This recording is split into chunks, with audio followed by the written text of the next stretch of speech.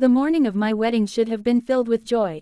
The sun shone softly through the windows of my hotel room, casting golden light across the bouquet of white roses I had spent weeks choosing. I woke up early, my heart fluttering with excitement and nerves, imagining the life I was about to start. Every detail of the day had been meticulously planned: the lace on my dress, the placement of the flowers, the music that would accompany my walk down the aisle. But as I looked in the mirror, a nagging feeling prickled at the back of my mind. I brushed it off, telling myself it was simply nerves. I was in love. I had found the man I thought would be my partner for life. I adjusted my veil, smoothed the wrinkles from my dress, and took a deep breath. The ceremony began. The room was filled with friends, family, and acquaintances, all beaming at what they thought would be a celebration of love. I walked down the aisle, each step feeling surreal, like I was floating through a dream. And then I saw him. My fiancé. The man I had loved with all my heart. At first, he smiled, but it didn't reach his eyes. There was something there I hadn't noticed before, a shadow I couldn't quite understand. And then, in front of everyone gathered, the words came. "I can't do this. I can't marry you." Time seemed to stop. The gasps and murmurs of the crowd melted into a deafening silence. My legs trembled beneath me. My throat tightened. Every person in the room was looking at me, waiting for my reaction, waiting for the breakdown they anticipated. But something inside me shifted. I did not crumble. I did not plead. I did not cry. I simply looked him in the eyes, seeing clearly the man he truly was in that moment, not my partner, not my ally, but someone incapable of compassion and respect. And in that instant, a fire ignited within me. I realized that my life, my dignity, and my worth were mine to protect. No one could define them but me. The hours that followed were a blur of shock and humiliation. Family members whispered behind hands, their eyes darting to me with pity or discomfort. Friends, some in tears, tried to console me, but even their kindness could not erase the sting of betrayal. I wandered through the empty hotel corridors, clutching my bouquet, my wedding dress heavy on my shoulders, feeling the weight of 1,000 judgments pressing down on me.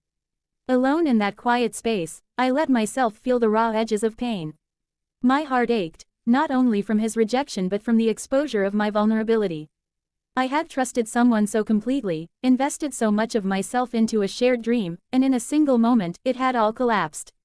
Yet as I sat there, the sun filtering through the curtains, I felt another presence within me, a small, determined voice saying, "You are not defined by his cruelty. You are more than this humiliation." I began to plan, not revenge, not in the way the world would understand, but a plan to reclaim my life, my confidence, and my happiness. I reminded myself that strength is not the absence of fear, but the courage to continue despite it. And in that quiet room, surrounded by the silence of my broken expectations, I found my first flicker of power. Over the next days, I focused on myself. I revisited old hobbies I had abandoned, read books I had longed to explore, and reconnected with friends who truly saw me for who I was.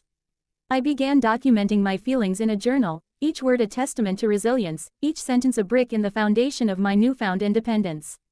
The world outside continued to whisper, and the pain was still there, but every small act of self-care, every step forward, reminded me, I am the author of my story, and I refuse to let anyone else hold the pen. Weeks turned into months, and each day became a lesson in resilience. I learned to walk through the world with my head held high, even when the sting of that public humiliation still echoed in my mind. People asked me how I managed to move forward so quickly, how I could smile when my heart still ached. But they didn't see the hours I spent alone, the tears shed in silence, the battles fought within myself. Every morning, I reminded myself, this is your life. Your choices define your future, not the cruelty of someone else. I enrolled in new classes, took up activities I had always dreamed of, and even traveled to places I had postponed visiting. Every small victory reminded me of my capability, my worth, and my strength. I discovered a fierce independence I had never known before. One day, as I walked through a bustling street, I overheard a young woman speaking to her friend about someone who had humiliated her. Her voice trembled with hurt, but there was also a spark of determination in her eyes. In that moment, I realized something profound: my pain had purpose. My journey could serve as inspiration for others. I began sharing my story, not to seek sympathy, not to boast, but to show that no matter how deep the betrayal, no matter how public the humiliation, one can rise, rebuild, and thrive. Each message of gratitude I received from someone who felt empowered by my words became a lifeline, a reminder that my suffering had meaning beyond myself. As the months passed, I noticed a transformation not only in myself but in the way others perceived me. Respect replaced pity, admiration replaced awkward whispers. And the greatest revelation came from within. I no longer needed the validation of those who had once torn me down. My approval of myself, my confidence, and my determination were enough. 1 year had passed since that devastating day. I had grown in ways I could never have imagined. My heart, once fragile and bruised, now carried a quiet strength that no one could shake. I had achieved goals I had once thought impossible, reconnected with people who truly mattered, and discovered joys I had never allowed myself to feel. Then, out of the blue, he reached out. The man who had humiliated me in front of everyone wanted to talk. He wanted to apologize, explain, perhaps even reconcile. I read his message carefully, feeling a flicker of curiosity mixed with the old sting of anger. I decided to meet him, not out of weakness, but to show that I had moved beyond that pain. When we met, he looked nervous, remorseful, even vulnerable. He spoke quickly, stumbling over words, trying to explain his actions, to justify his cruelty. And I listened, quietly, patiently, with compassion, but without attachment. And as he spoke, I realized something profound. I no longer needed his forgiveness. I no longer needed his validation. My life had been reclaimed, my happiness restored, and my worth was intact. When he finished, I smiled gently and said, "I forgive you, but I've already built a life I deserve. One filled with love, respect, and joy. I hope you find peace as well." In that moment, a sense of liberation washed over me. It wasn't revenge that made me feel powerful, it was reclaiming my dignity, my confidence, and my sense of self. I had taken what was meant to break me and turned it into the foundation of my strength. Months turned into years, and with each passing day, I noticed the subtle yet profound ways I had changed. My resilience was no longer just a private triumph, it radiated outward, touching the lives of those around me. I became a mentor, a confidant, someone people turned to when they faced betrayal, heartbreak, or humiliation. The lessons of that fateful wedding day had become a compass guiding my life. I learned that humiliation does not define you, betrayal does not erase your worth. And heartbreak, no matter how public or painful, can be transformed into a force for personal growth. I began to host small gatherings, workshops, and eventually online sessions where I shared my story. People reached out from all over the world, writing messages of thanks, telling me how my courage had given them hope. Every "thank you" I received felt like a ripple in a vast ocean, reminding me that even the most painful experiences can have meaning far beyond what we imagine. I also began to explore new passions, traveling to countries I had always dreamed of, taking up writing, learning new skills, and connecting with communities that valued empathy, resilience, and empowerment. Each accomplishment became a testament to the power of perseverance. And yet, there were quiet moments, late at night, when memories of that day crept back. The sting, the shock, the shame, it never fully disappeared. But now, instead of weakening me, these memories became fuel. They reminded me that I had overcome, that I had risen higher than I ever imagined, and that my life was mine to shape. With time, I came to understand the true meaning of empowerment. It wasn't about proving him wrong, or showing the world that I could survive. It was about knowing my own worth, owning my story, and using my experiences to uplift others. I met other women and men who had endured public humiliation, broken relationships, or harsh judgment. I listened to their stories, shared mine, and together we discovered a powerful truth. Our past, no matter how painful, does not have to dictate our future. I also realized that kindness and strength could coexist. The power of my comeback wasn't in retaliation, it was in compassion, compassion for myself, for those who had hurt me, and for anyone struggling with similar pain.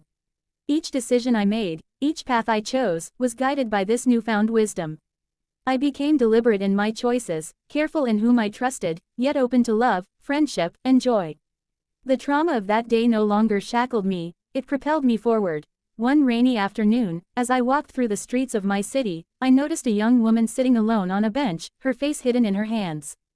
Something about her reminded me of myself that fateful day. I approached slowly and asked if she was okay. She looked up, tears in her eyes, and whispered, "I feel like my life is falling apart. People have humiliated me, and I don't know how to go on." In that moment, I saw my past reflected in her pain, but I also saw an opportunity to turn my experience into purpose. I sat beside her and shared my story, the day my fiancé shamed me publicly, the humiliation, the heartbreak, and most importantly, the journey that followed. I told her about the quiet strength I found in myself, about the nights I cried alone and the mornings I woke determined to rebuild. I explained that true empowerment comes not from revenge, but from reclaiming one's life, one's dignity, and one's dreams. By the end of our conversation, she was smiling through her tears. "Thank you," she said softly. "You've given me hope that I can rise too." It was in that moment I understood something profound. The greatest triumph does not come from defeating someone who hurt you, it comes from lifting others as you rise. Each act of kindness, each story shared, became a ripple, spreading resilience, hope, and courage. From that day forward, I committed myself to be a beacon for those navigating heartbreak and betrayal. I spoke at workshops, created online communities, and wrote pieces that inspired thousands. My story, once a source of shame, had transformed into a lighthouse guiding others through storms. Years passed, and with each passing day, I felt a sense of peace I had never known before. The humiliation that once threatened to define me had become a cornerstone of my strength. Every challenge I faced afterward, professional setbacks, personal struggles, moments of doubt, was met with a resilience forged in fire. One evening, I received an invitation to speak at a conference about overcoming personal adversity. Standing on that stage, I looked out at hundreds of faces, each person carrying their own pain, their own stories of betrayal, heartbreak, and struggle. I began to speak, my voice steady but full of emotion. I recounted my journey, the wedding day that had shattered my world, the months of rebuilding, the lessons I had learned, and the empowerment I had discovered. I shared how I transformed humiliation into strength, heartbreak into purpose, and betrayal into a catalyst for personal growth. As I spoke, I noticed tears in the eyes of some, nods of recognition from others. I realized that my story was no longer just mine, it belonged to every person who had ever felt broken, abandoned, or shamed. My experiences had become a bridge, connecting hearts, inspiring courage, and fostering resilience. After the talk, countless people approached me, sharing their own stories and thanking me for showing them that survival is possible, that growth is inevitable, and that hope can flourish even in the darkest moments.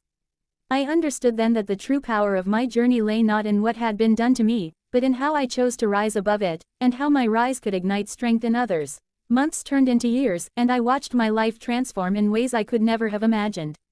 The pain, the betrayal, and the public humiliation had not disappeared, they had been molded into a source of unparalleled strength. Every challenge I faced afterward felt surmountable, every setback a lesson in perseverance. I began mentoring others who had experienced heartbreak, betrayal, or public shaming. Each story I heard resonated deeply, echoing my own past. I shared my experiences, offering guidance and encouragement, showing them that resilience is built in the fire of adversity, and that hope is always possible, even when the world seems determined to break you. Through this journey, I realized that true empowerment is not about revenge, validation, or recognition, it is about reclaiming your dignity, your voice, and your life. It is about turning pain into purpose, humiliation into a platform, and betrayal into a pathway to strength. I also discovered love in unexpected places, not the love that defines you, but the love that grows quietly, steadily, with mutual respect and understanding. These relationships, built on trust and genuine care, reinforced the lessons I had learned, that the people who truly matter will uplift you, and that self-worth is the foundation of all meaningful connections. As I reflected on my journey, I understood that the humiliation I had endured was a catalyst, not a curse. It had forced me to confront my fears, to rediscover my inner power, and to embrace a life I might never have dared to imagine otherwise. One afternoon, I received a letter. It was from someone I had helped through my story, a young woman who had faced public humiliation and betrayal, much like I once had. She wrote about how my journey had inspired her to reclaim her life, to stand tall, and to embrace her own strength. Reading her words, I felt a wave of emotion wash over me. The pain I had endured, the heartbreak, the humiliation, it had all led to this. My suffering had become a beacon, a guide for someone else. And in that moment, I realized the ultimate truth: our struggles are not meaningless. The challenges we face, the betrayals we endure, and the moments that threaten to break us can become the very foundation of our power, our wisdom, and our ability to inspire others. I looked back on that fateful wedding day, the moment when my world had seemed to shatter. I saw it now not as a tragedy, but as the beginning of my transformation. The man who had shamed me, the whispers, the judgment, they did not define me. I defined myself. I rose, stronger, wiser, and more compassionate than I had ever imagined. And as I stepped forward into the rest of my life, I carried with me a profound understanding that the most powerful comeback is not one of vengeance, but of grace, resilience, and the unwavering belief in one's own worth. The life I had feared would be ruined had become a life of purpose, influence, and undeniable strength. I smiled, knowing that I had not only survived the worst day of my life, but I had turned it into a lifetime of empowerment, for myself, and for everyone who needed to see that even in the darkest moments, it is possible to rise, to heal, and to shine brighter than ever before.